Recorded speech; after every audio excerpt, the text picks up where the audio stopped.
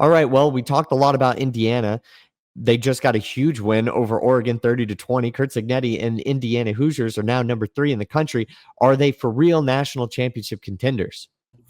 I think at this point you have to consider them national championship contenders. They go into Oregon, which is another hard place to play, not only in the Big Ten but just in the whole country. They go in and don't.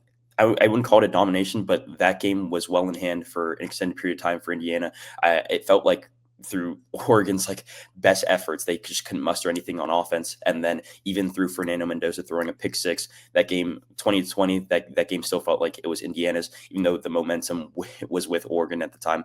I think Fernando Mendoza looks really, really good this season. He's definitely one of the favorites for the Heisman Trophy at this point with a big win at Oregon. And they still have some big games down the line, so we'll see where that ends up landing them. But I definitely think that you can't discount Indiana's chances at this point. They are playing like the number 3 team in the country. And I think that Ohio State and Miami just right now, in my eyes, are like the clear 1 and 2. Like those two teams have just played a little bit better than maybe more than a little bit better than everybody else throughout the course of the season. But Indiana is right there as a third, and maybe not as far as you'd expect. Indiana's a really good football program this season, and offensively and defensively, by the way. Like, it's not just Fernando Mendoza. That defense has been stepping up in big games and just in general. So I like Indiana's odds at obviously making the college football playoff, but being competitive in it.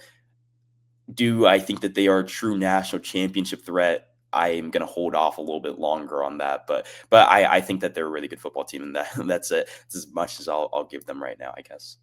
Yeah, I've been picking against them the last year and a half, and there were parts in that Oregon game where I was like, wow, like they're extremely impressive. There were long drives, they were running the ball, they didn't feel outmatched at the line of scrimmage. Fernando Mendoza had one bad pass, and they paid for it, and they still recovered. They kind of shut down Dante Moore's Heisman campaign, and I came away thinking that, yeah, I think they could compete with anybody in the country. Now, I know Oregon stock is a little bit lower than it, obviously was before the loss, but also because Penn State is now falling off the face of the earth. So their one big win doesn't really look all that good. But to beat Oregon by 10 points and to absolutely crush Illinois the way that they did, I'm buying Indiana right now. And they have a date pretty much set up with Ohio State. I'm almost more worried and thinking Ohio State needs to make sure that they can uphold their end of the bargain. Michigan, Ohio State, sometimes crazy stuff happens, and we'll see exactly what the conference standings look like by the time the end of the season rolls around and everything like that. I'd have to take a look at the schedules, but because I don't know even with that loss if they would still make it to the Big Ten championship game. But Indiana has Michigan State, UCLA, Maryland, Penn State, Wisconsin, and Purdue. The only team with a winning record on that schedule is Maryland. I'm not picking Indiana to lose a game in the regular season. I think that's 12-0, and I think that makes them a lock no matter what happens in the Big Ten championship game to make the playoffs. And I think once you're in, maybe you set yourself up with a bye and everything like that. They got just about as good of a chance as anybody else. I think Ohio State's the one team where I'm questioning, but am I buying Julian Sayin? I might need to see more out of him too on another big game. And then I like Miami. We've talked about Miami a lot this year. I think that they're a really good team, but I don't think Indiana wouldn't have a shot against them. So yeah, I would definitely conclude that they're national championship contenders. Yeah, I think that's what I was trying to say without giving them too much.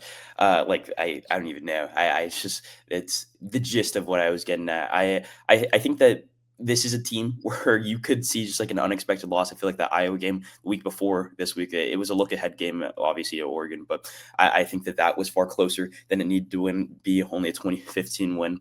But in general, like you mentioned, going down the list of their schedule, at least in the regular season before they get to the Big Ten championship, if they get to the Big Ten championship, it's not looking like the hardest path in the world. They have, like you mentioned, the only team with a winning record is Maryland, and nobody's really picking Maryland over Indiana right now.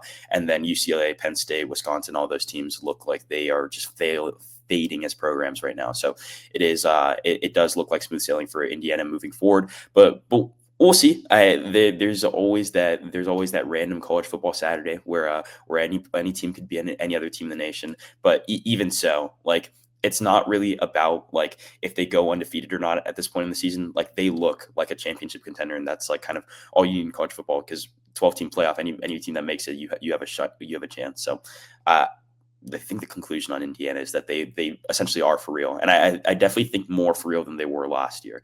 Like we were both kind of low on Indiana last year, and they were competitive in that Notre Dame game, but it felt like they were just still a step below like the very top teams in college football, those Ohio States, those Penn States, that Notre Dame team. But this year, it feels like they are on that level and can compete with any of those teams.